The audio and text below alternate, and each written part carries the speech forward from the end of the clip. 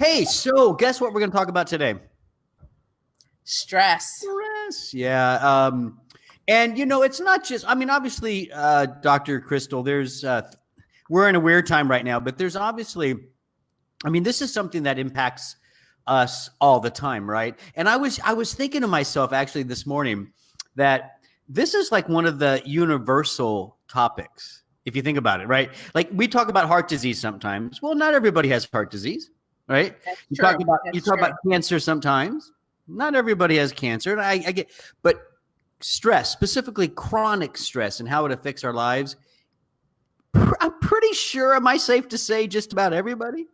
For the most part, I mean, you do find groups or subsets of people who have found ways to manage their stress much better. Like I Yeah. think about the monks Yeah, who. but they're still dealing with stress. That's why they That came is up with those true. strategies.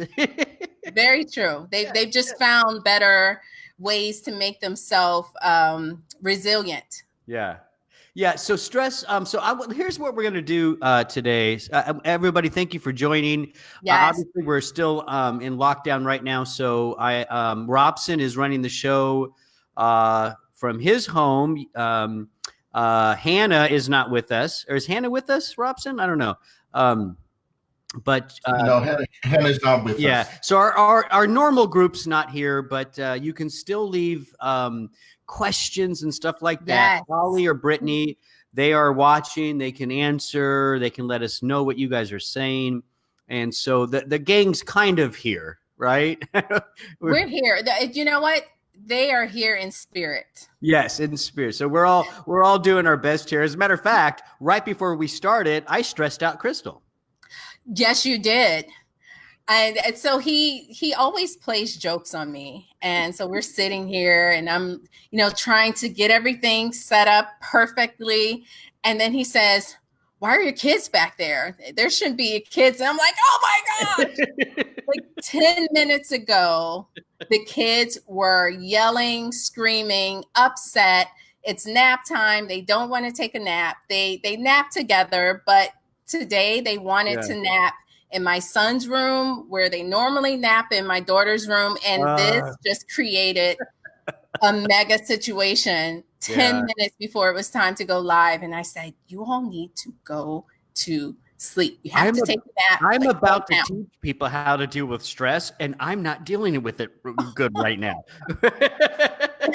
I know, but it's a work in progress. Yeah, no, I think that's a great way to say it. When we're dealing with stressors in our lives, we all, as we get older, we learn how to deal with things. We figure out strategies that work for us, strategies that may not work for us. So I think that's actually, I think we're all a work in progress, right? When it comes to stress. So here's what we're going to do for everyone joining us today. We're going to look first at what really is the stress response. And because it's important to remember that you have to have a stress response. Oh, it's a survival mechanism. Yeah. I think that's one thing that will help it. It helped me to kind of understand some of the negative implications of stress. If you understand what happens in the body, the physiological processes that occur during the normal stress response, then you start connecting that to chronic stress. Well, wait, you're going into my introduction. You're like taking over my introduction right now. I got excited. You know that. No, I feel a little stressed. Oh no, Dr. Mike, it's okay. All is well. So we're gonna let's break it down to what is that stress response. Yes. And then how does that become chronic, and what does that mean, and what are those health consequences? Yes. Of chronic stress, and then of course some of the natural ingredients or nutrients that have solid research, right? That can help us deal with stress better and respond better to stressors. And again, and I say it that way because, at Life Extension, I know Dr. Crystal will back me up on this. Everything we say and everything we do is backed up by published peer-reviewed articles, right?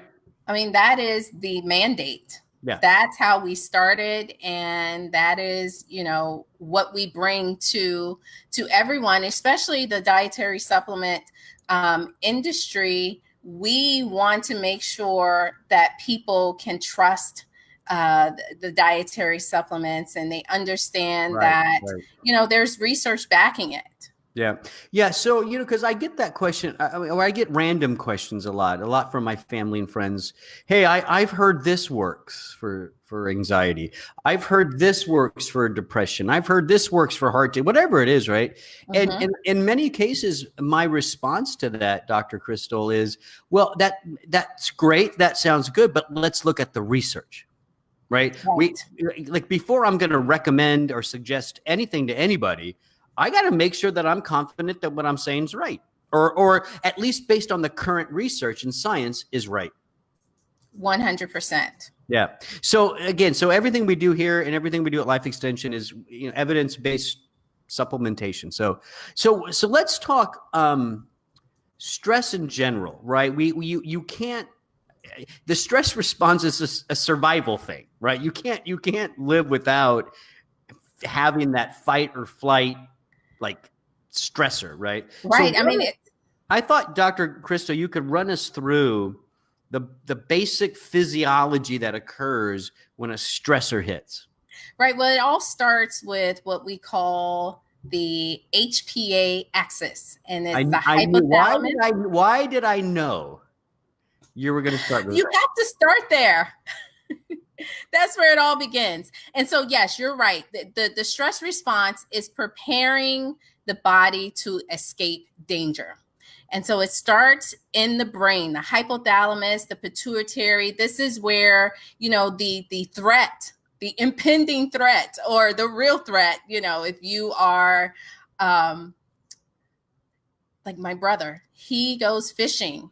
If you hook a shark, which maybe he's not too threatened, but if you hook a gator, then maybe you are threatened a little bit. You're so from Florida. Hook a gator. I mean, what? People are watching all over the world. They don't hook gators, and if you do, if you see a gator in your backyard, which is very possible, if your brother is hooking gators, maybe he needs to look at his fishing technique a little bit. But I use this example. Okay, 10,000. 15,000 years ago, when humans were more scavengers, we were in the prairies trying to find food. There was a real threat of being eaten by a lion, right? Absolutely. I mean, so when you see that lion, there's this physiological response that starts in the brain and releases these certain hormones that allow you to react and get out of there.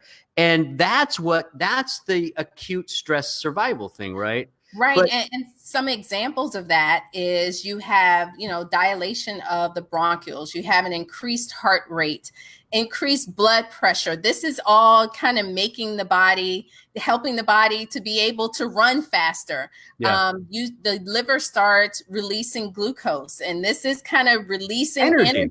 Yeah. Digestion stops. You don't need to digest food if you're trying to, run away from a lion. You even see a decrease in the reproductive system. All of these are a part of that fight or flight. The body is releasing reserves in order for you to fight a bear. Yeah. So you're going to go with bear. I went with lion. See how she changes everything? She always has to one-up me a little bit. I've never seen a lion actually, but I've seen bears up close. When I don't know if you know this, Dr. Crystal, I camped out in Alaska for a full month. It's called the Inside Passage near Juneau. I saw bears, wolves, you name it. And sometimes that fight or flight kicked in. So, wow. So that's great. So your body revs up so you can get out or fire, whatever you have to do to survive. But then when the stressor is gone, eventually, hopefully the lion leaves, or in your case, the bear leaves, and things come down, right? Yes. So it's kind of like it peaks and it drops and it peaks and it drops. Right. But And so this HPA axis that we talked about, the hypothalamus, the pituitary, and then the adrenal glands, where you have, the release of the stress hormone, cortisol, that kind of keeps everything in a state of homeostasis. So you have that response, and then calms down and everything is back to normal. Yeah. So bringing it then into more today's world, not 15,000 years ago, like today. Right. I'm pretty sure, when you're out walking in your neighborhood, you have a nice neighborhood. I've seen it. It's nice. You don't have bears. No bears. There's no bears. I don't have lions over here, but no gators in my neighborhood either. That's funny. Anyways, but what so those acute things aren't maybe there anymore, but what we do have as stressors in our lives are things that are more constant. Traffic, jobs, kids. I mean, things have changed, right? It's so maybe things aren't so like rev up, calm down. It's almost like we're always revved up today. Right. So it's this chronic stress that we all deal with, and more so now than ever before. Feelings of loneliness, self-isolation, being in quarantine, illnesses, all of those things just really compound the everyday stressors, and many people are struggling more so than ever before. Yeah. And it's a big problem. Yeah. And so instead of the pattern of there's a stressor, things raise up and you fight it, you run away, whatever it is you do to survive, and then you calm down. Instead, in the world today, there's like a constant level of stressor, right? And so that does something to our health. It does something to us physically and mentally, even you can go and say spiritually, wherever you want to go with that. It does affect us on multiple levels when we don't have the normal response, which is to kick in and turn off, right? That's true. And you can see the effects of stress, how they can affect multiple body systems.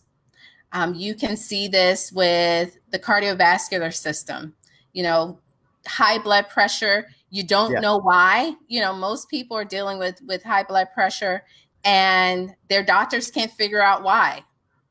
And it's usually due to, maybe chronic stress. Yeah. High blood sugar.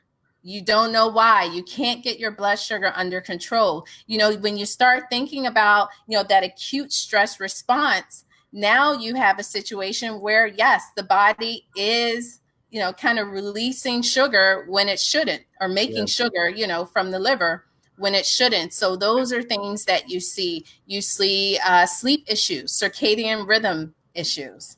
Well, let's back up just for a sec, because you did mention the HPA connection access, right? Mm-hmm. You want to explain that a little bit more? What is the H? What is the P? What is the A? And what do we mean by that? Just so we're all clear. And by the way, there's a person watching right now. Her name is Barbara Moore. That's my mom. I knew it. Hi, Mom. Yes, and she commented. She's right. Yes, today's world, like the fear of contacting the virus. Yes. Mom, thanks for watching. I love you. Mom, we're so glad to have you. Your daughter's doing a great job. She helps me manage my stress. Yeah, well, your daughter stresses me out. That's another story, though. Okay, so let's go back to HPA. Explain that a little bit more before we go on to the consequences. Yeah, so the hypothalamus, it releases a hormone called corticotropin releasing hormone that sends a message to the pituitary, and the pituitary produces adrenocorticotropic hormone, ACTH. And then that in turn communicates with the adrenal glands, and you get hormones like cortisol, which we're very familiar with, with cortisol. You also have DHEA that is produced during this response. But then you also have a response that releases adrenaline, noradrenaline, also known as epinephrine or norepinephrine. These are the fight or flight kind of hormone neurotransmitters. And these are involved with just helping to give you energy to, run away from the bear or tiger.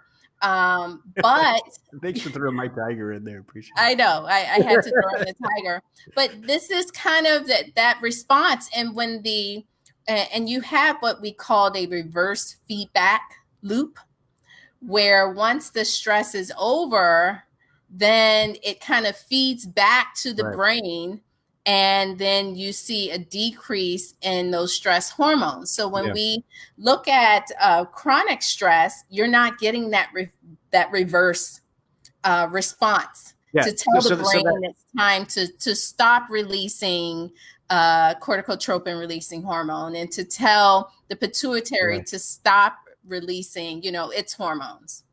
Yeah. So that's so it's like in chronic stress, when we're dealing with viruses, we're dealing with lockdown, we're dealing with kids, homework. I mean, some of the like memes I'm watching on Facebook, some of these parents trying to deal with their kids and like math. It's so funny, but there's stress there too. So that kind of constant stress, right? Right. That means that HPA connection is just like on and on and on and on, right? And we're not pulling back. Yeah. We're not rebalancing. So a lot of what we're going to talk about coming up are nutrients that kind of help us to bring that back down, right? Bring that to rebalance us. Right. And to really help support the brain as well, because we do see that, this chronic stress can start altering even the structure of the brain. And didn't we see something on that? Yeah. Was that like a paper that your husband shared or somebody shared with us? I think so. I can't remember who shared it. People share, and but that's like a side note. If you see any research or anything like that, we'd love to have it. But we get information from our scientific team. But yes, you do see the brain structures altered, and that can lead to even some of the psychological issues related to chronic stress. So moving into more of the consequences, right? Yeah. So we're talking about a constant HPA connection that's on. There's a lot of excess cortisol floating around that's not coming down. What's the impact? One of the things that I found interesting, which by the way, we have written about in our protocol. Life Extension has a stress protocol that you can check out at lifeextension.com/stressless. Yes. You want to try it, Crystal? See, he's picking on me again, everyone. Just FYI. I just want you to repeat the URL. Go ahead. I confessed to him last week that I was having trouble with the stress less part, and I had to practice it. And now he wants to see if I can do it. All right, go ahead. lifeextension.com/stressless. There you got it. You're fine. So in that protocol, there were a couple of sections that I thought we could talk about real quickly. One of them talks about a big consequence of chronic stress is the effect on the circadian rhythm. Yes. You have any thoughts about that? Well, we see with the circadian rhythm, this is kind of the diurnal ebbs and flows. I think that's how you describe it, Dr. Mike. Yeah. Where, it basically keeps the brain connected with the body and keeps everything connected to the day and night cycle. Yeah. And this is when you look at cortisol, we know that cortisol follows that same pattern, that circadian rhythm, where it's highest in the morning. And so you think about that, the stress response, that increase in epinephrine. Yeah, we need that in order to wake up in the morning. Get up. You got to start doing something, right? Yeah. Right. And then at night, you kind of need that cortisol to come down. And that's how you can rest and relax and sleep and fall asleep. And so you start seeing when cortisol is out of balance, then it starts affecting the production of melatonin. And we know that melatonin really drives the circadian rhythm and helps to keep the body in balance, to keep sync. Yeah. keep the body in sync. And so now we can connect excess cortisol, or cortisol that's just, this overdrive HPA access, to imbalances with the entire body. Yeah. And I think to help people understand too, it's not just waking up and going to sleep. I mean, every cell in the human body responds to this ebb and flow of function. And things like sugar management, fat management, energy management, even maybe DNA repair stuff. I've seen some new stuff coming out. All of this is tied into this ebb and flow of function based on, ultimately night and day, but each cell kind of has its own little rhythm. Oh, yes. Yeah. And chronic stress kind of like wipes that rhythm out. So instead of a nice ebb and flow, it's just like, and that causes dysfunction. Absolutely. That's such a great point, because we have like the master clock in the brain, and then it controls the clocks, these clock genes all throughout the body that control all of the functions that you mentioned, including blood pressure, including hormone production. So all of this kind of matters when you start looking at this chronic stress disrupting this whole process. Yeah. So, okay. So that's one of the consequences. Another section in the protocol. Would you like to give the URL again, Dr. Christie? I think Robson can post it. Lifeextension.com/ stress less. Stress less. I don't know. Like, that stressed you out. Like, saying this, you were talking about this for like a week. Here what it is, everyone listening, it was the slash and then going straight into the stress. Slash. Sounds like you had some wine or something. Slash. Right. Well, that's what it sounded like the first time I was saying it.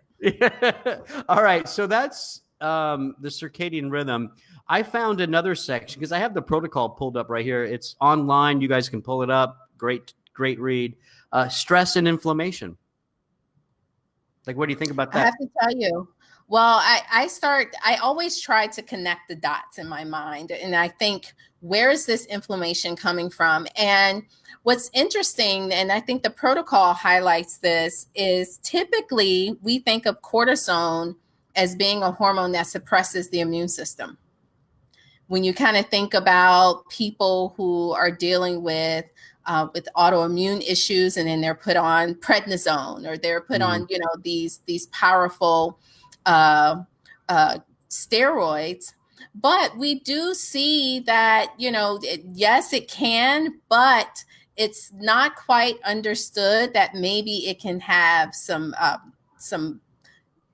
pro-inflammatory effects, kind of revving up the immune system, which can cause problems when people are looking at, the immune system sometimes being overactive. You can see that cortisol can have an effect, and then ultimately that will lead to excessive inflammation. My other thoughts on it relate to excess glucose. I always like to go back to that, because when you have excess sugar, then you have glycation reactions taking place. And that's when, if sugar's in the bloodstream, that sugar can bind to proteins in the body and make those proteins non-functional. Those proteins can sometimes transform into what we call, or those dysfunctional proteins can transform into what we call advanced glycation end products, which then can, destroy tissues and can increase inflammation, also increase oxidative stress in the body. And all of this, leads to a pro-inflammatory environment in the body. And we know, Dr. Mike, I think I learned this from you. Chronic inflammation is the common denominator to all age-related chronic diseases. Yeah. I've been teaching that. I've been teaching that for a long time. That and again, I always have to do my little disclaimer. I'm not saying it's not cause effect. It's an association, right? And I've seen this in my own practice many years ago, and even just working with Life Extension, that no matter what you're going through, if you have high levels of chronic inflammation, which are associated with chronic stress, I mean, those kind of things are there. Things just don't work as well. I mean, it's harder to treat things. Everything from blood pressure to sugar stuff, anxiety, it's all harder. But when you bring down inflammation for people, and in this case, in stress management conversations, bringing down stress, right? Right. You actually can see treatments, therapies work better for whatever you're going through. That's just been my experience. Absolutely. Yeah. You said something interesting there. And I've come to appreciate this more and more. When I was a young medical student and then resident and all that, you think you know everything and you know how to take care of everybody, and you learn very like linear things, like cortisol dampens the immune response, right? Like that, and you understand why that happens. You learn all kinds of physiology of why that happens. But then you get out in the real world and you realize, wait a second, it's so much more complicated than that. Cortisol can dampen the immune system, but it also plays an important role in regulation that's not really appreciated until you're out taking care of patients. Right. And so I'm kind of glad you said it that way. The human body is extremely complex. Stress response is extreme. I mean, we're breaking it down to fight or flight, tigers, lions, apparently your brother with alligators. I don't understand that. Whatever that is. But it's so much more than that. In each person can be very different in how they respond to certain stressors and stuff, right? That is so true. I mean, I think that says it all. And so you really kind of have to identify, and we'll talk about this, things that kind of identify how you are responding individually. And sometimes lab testing can be very helpful with that. With kind of seeing where you need to really focus with managing your stress, looking at things like sex hormones, DHEA, progesterone, measuring your cortisol. These are strategies that can really help you to gauge what's going on. Even looking at thyroid. And I don't think we were going to talk about this, but it is in the protocol. People who you see a connection between the body's ability to manage stress and hypothyroid issues. Yeah. No, I think that's a good point. The body is everything's connected, right? You change one part, other parts feel that effect, right? And so a great conversation here. But I'm going to go on to this last section real quickly and mention that stress does affect also something we've talked about a lot. I think we've done several podcasts. I don't know if we've done a live yet on this, but the microbiome in your body, the healthy bacteria, right? Right. So, and these are, I always say this because it's the trillions of microorganisms that reside in the gut when we look at the gut microbiome and how they interact with the body, how they interact with the brain. There's now we talked about the HPA axis. There's now the gut microbiota brain axis. The gut talks to the brain. Yes. I'm demonstrating for you.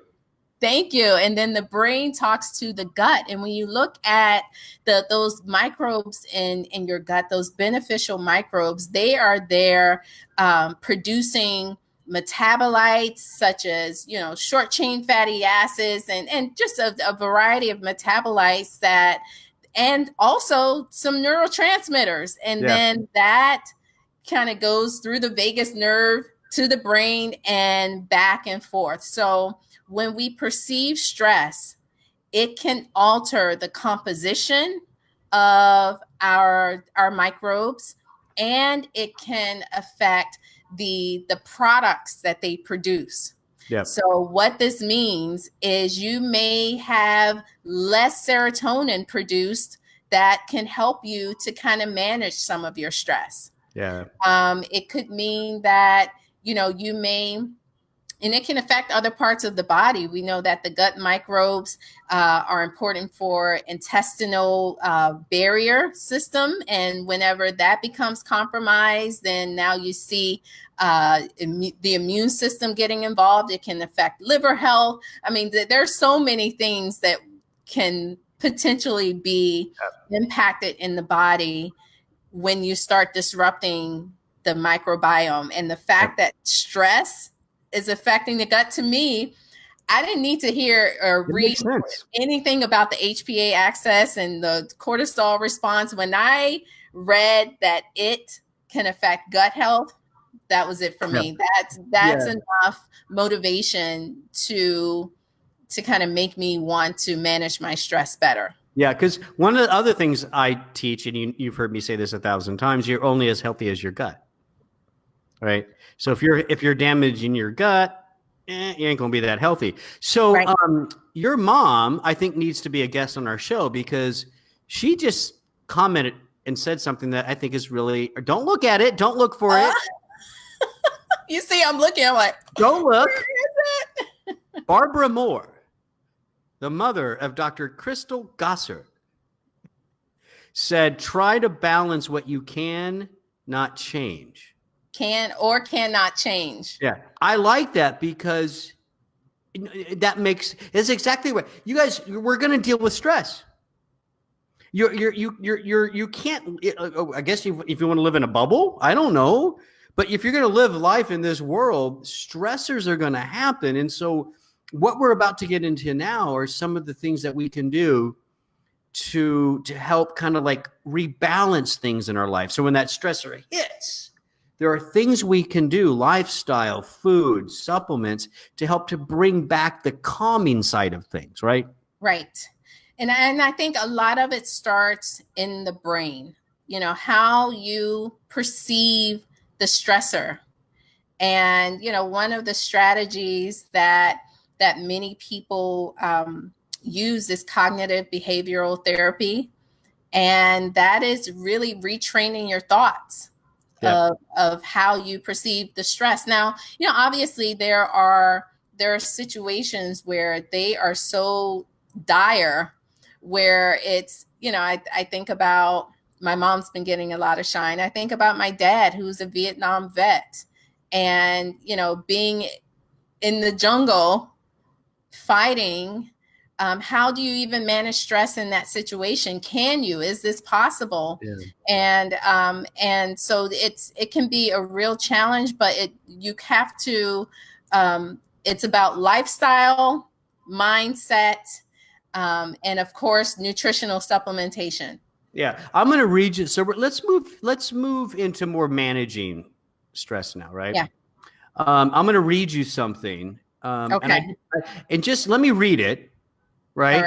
All right. It's not so. Okay. You guys might start hearing some horns blowing and stuff. Apparently my neighbor across the street just had a college student graduate.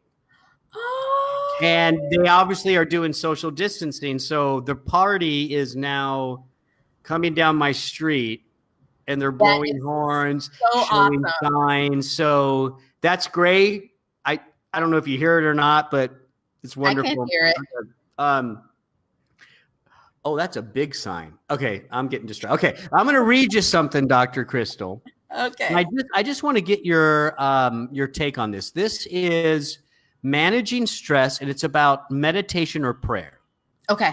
Yep. It says a review of 45 studies found that meditation lowers cortisol, blood pressure, heart rate, and inflammatory marker, indicating its potential for protecting overall health and specifically cardiovascular health.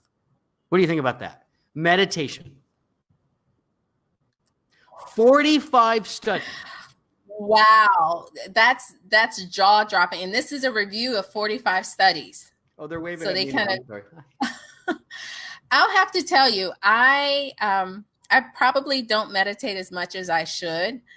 There was a time where I was, meditating. It was more in partnership with my husband to help him manage his stress and his anxiety. And we started doing guided meditations. And I have to say it really helped him. Like I would have to say I manage my stress pretty well, but I do live with a person who is type A personality and always on like 100 all day long. No, I've never seen that. I don't know what you're talking about right now. Yes, you know what I'm talking about, and so the meditation, I've seen it firsthand where it has helped him. And I think there are a lot of misconceptions about meditation. People sometimes think that, you have to clear thoughts from your head. I've tried like the sitting in silence, but then the thoughts in my head take over. That lasts about 2 seconds, right? That's normal. There are many ways to meditate, and it doesn't have to be in complete silence. And so I would encourage all of you out there to just try it out. There are lots of apps.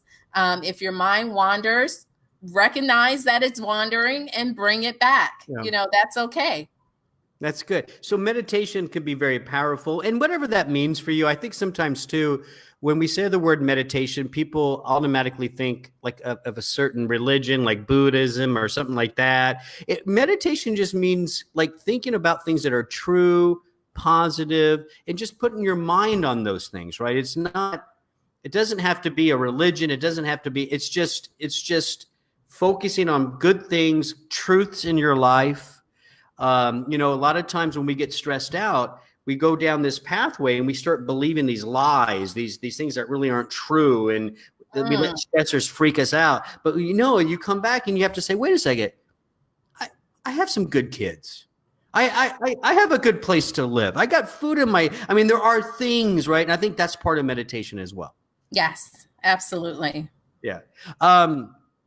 So that was good. And then if you combine meditation with exercise, even better. Yeah.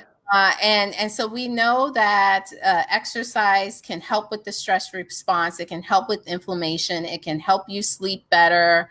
You feel better. And it helps to release some of the feel good brain chemicals. And so it's something and you've done something that is beneficial for you. Yeah. And sometimes that's a part of helping to manage stress, is doing something that is good, either for yourself or for someone else. Yeah. You mentioned before that the HPA connection or access isn't just about cortisol. There are other things like adrenalines, as an example, that are released. I always see exercise as something that helps to burn off some of those excitatory chemicals, right? These are chemicals that are released. They're like charged. They're like lightning. They get you all like, freaked out. Exercise burns that off. And I think for me, that's always been a good way to think about it. That's a really, really good point. Yeah. So Dr. Crystal knows I have my elliptical trainer. Yeah. I haven't been able to do it for over a month. Why not? I hurt my back. I didn't tell you that. Come on, Dr. Mike. I hurt my back really bad. Yeah. So I have pain. I have to get, once all this is over, I got to get checked. But I have, so I can't actually do it. So instead I'm doing what I can. I'm swimming in my pool. I walk multiple times every day with my dog. So I do my best, what I can do. And that still is very helpful, but I can't wait to get back on that elliptical trainer because how much I love that. Yes. Well, my husband bought me a sitting bike.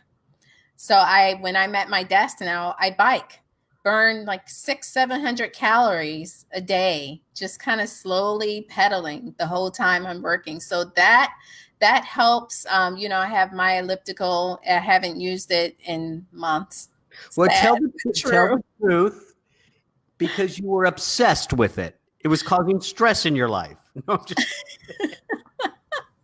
just for a little while, I had a mild obsession with the elliptical, but those days are long gone. Yeah. All right. So we gotta keep moving because we've been talking a lot. So basically, Mediterranean diet, plant-based food, wonderful for you. There is something interesting about eating breakfast. Yes, I saw that study of more than 800 nurses. Nurses out there, if you are listening, kudos to you. We thank you so much for all that you're doing on the front line. And there is a study compared to breakfast skipping. Nurses who ate breakfast regularly, eating breakfast was associated with lower levels of perceived stress, better cognitive function, and fewer job injuries and accidents. Yeah. So it makes you feel better and you're actually doing your job better. Yeah. So don't skip breakfast. Yeah. So that's okay. So that's some of the lifestyle stuff. Let's move it into some of the supplements, the nutrients that we've vetted. And again, this is really important, you guys. I want to make sure it's clear that some of the stuff we're going to talk about now has been rigorously vetted by life extension scientists. We have a whole scientific affair and product development team where, there are people that their job, Dr. Crystal, is to just like look at the references and check everything. So this is well vetted, evidence-based supplementation. And the first one I want to talk about is a group of nutrients called adaptogens. What do you think about those? Yeah, these are what really help to work on that HPA axis. It helps to restore the body's natural response, and they have been used for years. You see them used a lot in traditional Chinese medicine, but they are great. And what's nice about adaptogens is for different people, they can work in different ways to bring the body back in balance. So, how it may bring me in balance may be different than how it will work with Dr. Mike or anyone else. Right. Yeah.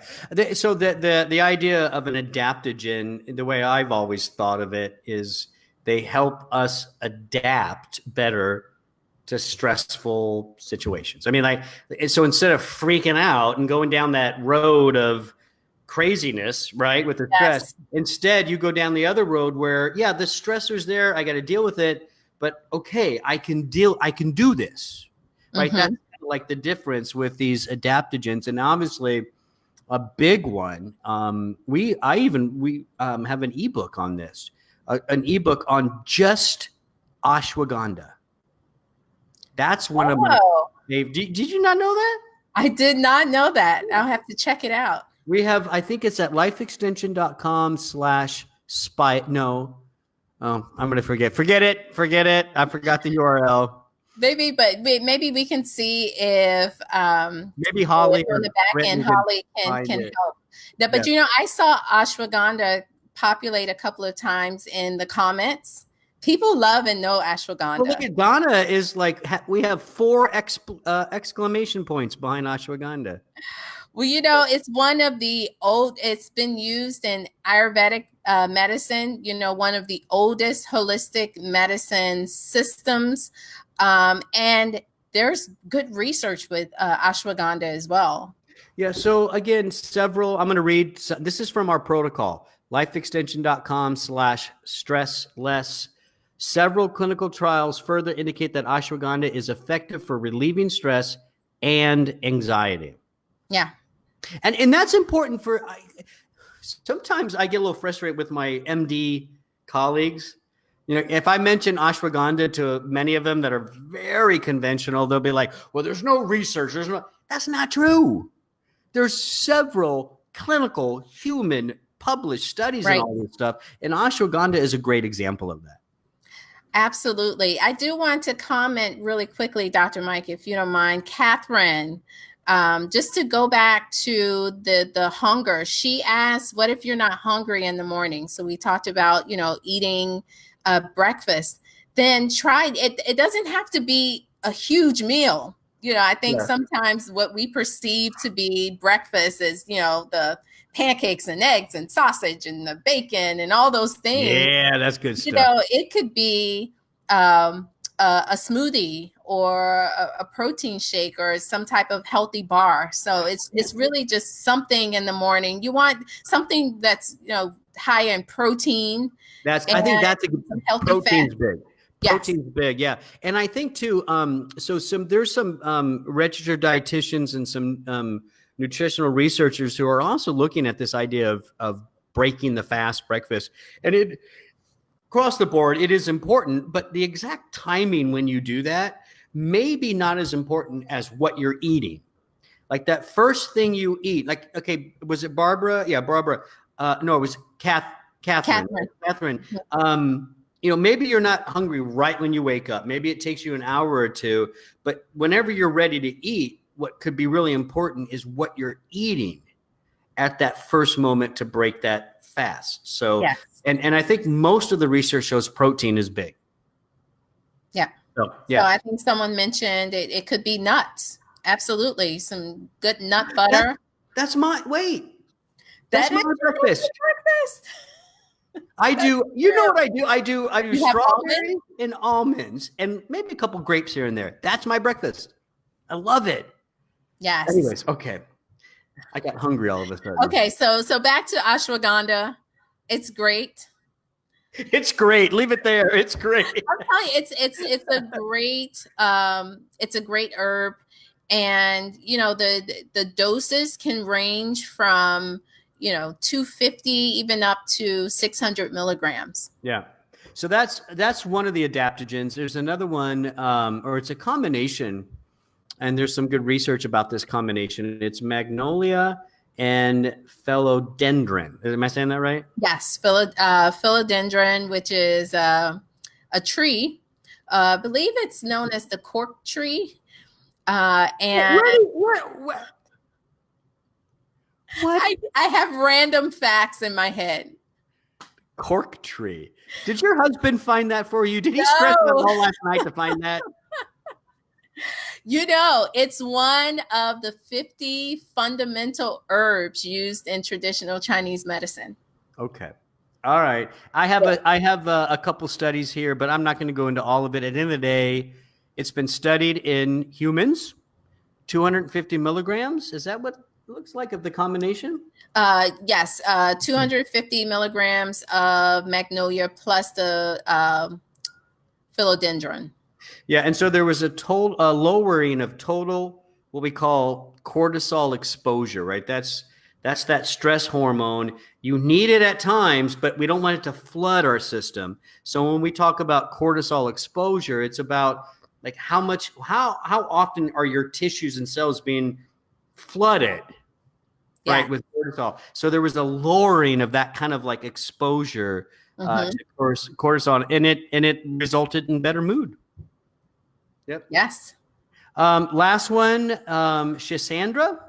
Yes, Schisandra. I can see pictures of these herbs. You know what happens when I'm training? I'm a clinical corporate trainer, as I mentioned, and I'm always trying to find beautiful images of the herbs to show. So that's how I know these facts, these random facts.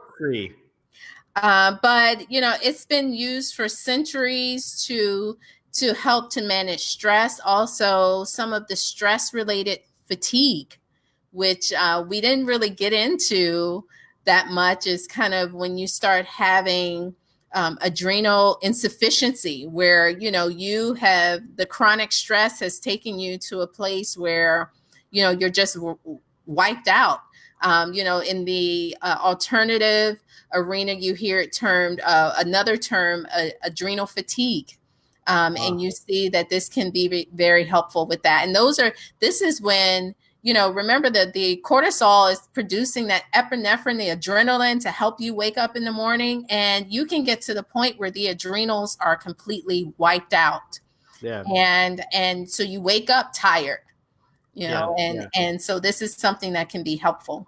So, and there are several other adaptogens out there. Rhodiola comes to mind. Yeah. American ginseng, a lot of people like that. So there are several others, but I think at the top of the list for us, for me personally, and I think for life extension too, I think is ashwagandha. I think that's like a big one for us. So yeah, I kind of think of it as sort of like a universal adaptogen. Yeah. It's nice.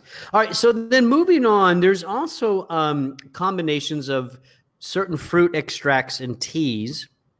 There's one that I found interesting, and of course this is detailed in the protocol as well, is the lychee fruit with green tea. Did you see that one? Wait, yeah, I'm drinking my green tea. What kind of cup it's is my green tea? Oh, it is flowers. Of course, Dr. Crystal has flowers. These are the things that help me manage stress. This is my cup, gray and ugly, and she has flowers on her. Yeah. I'm drinking green tea. Green tea polyphenols can be beneficial with helping with some of the inflammation that can be involved with chronic stress as well. Yeah. And just helping to support cortisol. Yeah. That stress hormone. Yeah. And so one of our favorites that we've talked about a lot is an amino acid found in teas. I think it's found mostly in green tea, but I do think it's found in a lot of other teas too. I don't think it's just green tea, and that's theanine, right? That is true. Yes, it's found in you do find it in black tea as well. We most commonly associate it with green tea. But yes, theanine, it's an amino acid. It helps to support calming neurotransmitter known as GABA. There you go. Yes, we love GABA. And it's calming, but it's not sedating.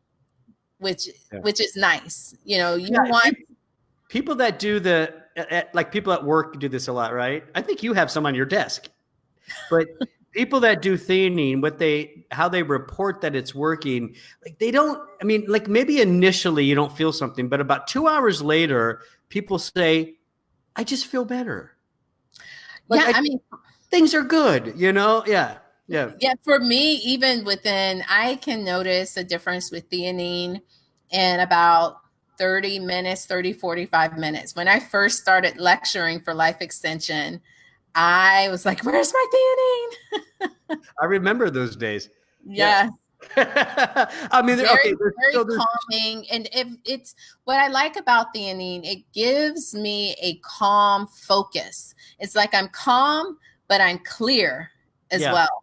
Which is good because a lot of the prescription drugs for things that deal with stress, you feel better because it just makes you loopy. I mean, let's be honest. You feel everything's fine. You're not quite with it. True. So there's a whole list. Again, I'm going to give the URL for the protocol, lifeextension.com/stressless. Check that out. We talk about B vitamins, fish oil, tryptophan, melatonin, saffron. We could talk about saffron. That's these are all great, Dr. Mike. Yeah. I guess we did too much talking at the beginning. No, it's okay. I mean, there's so much. Like there's so much to go. But I think I just want to summarize. Stressors are a part of life.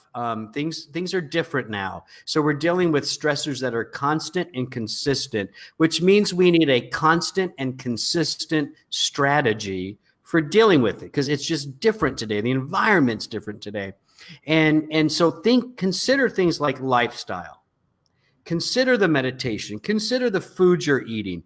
Consider things like eating breakfast, even if it's something small. There are good clinical trials showing there's positive results with that. Exercise, burn off those energizing chemicals in your body that stress produces, and then consider some supplements like adaptogens. We love ashwagandha. I love the lychee fruit, love theanine, and there's several more that you can check out at lifeextension.com/stressless. You can see it there on the screen. Dr. Gossard, you've been talking a lot today. You know, but we are going to. There's so much more to say, and so I think we are going to kind of highlight, maybe dive deeper into some of these stress topics throughout the month of May. Yeah. So every Wednesday, every Wednesday we go on at 3:00. It'll either be myself or Dr. Crystal, and maybe we can take like a section of this. Maybe we'll talk a little bit more about ashwagandha. Maybe we'll talk a little bit more about meditation, etc. So stick around. I mean, they're shorter, 10 minutes or so, but every Wednesday for the rest of the month, we're going to dive a little bit deeper and also make it more personalized for each and every one of us about how to manage stress better. Right. I actually have a list of personal suggestions. So I'll go over some of my Dr. Crystal, would you like to give the URL to the protocol one last time? Sure. It's lifeextension.com/stress. Yes, it's a great protocol. I think it was updated last week. I think so. Like within the month for sure, right? Yeah. Yes. So current information, and it's very helpful. Some really good tips. Yeah. Dr. Crystal, thank you for joining me today. Thank you, Dr. Mike. You're so far, but you're so close. That sounds like a song. I know. All right. Tell your family I said hi. Everybody watching, thank you so much. Don't forget to comment, like, share, and just stay tuned because we're going to have every Wednesday, 3 p.m., we're going to be live with Life Extension. Thanks for joining us today. Goodbye.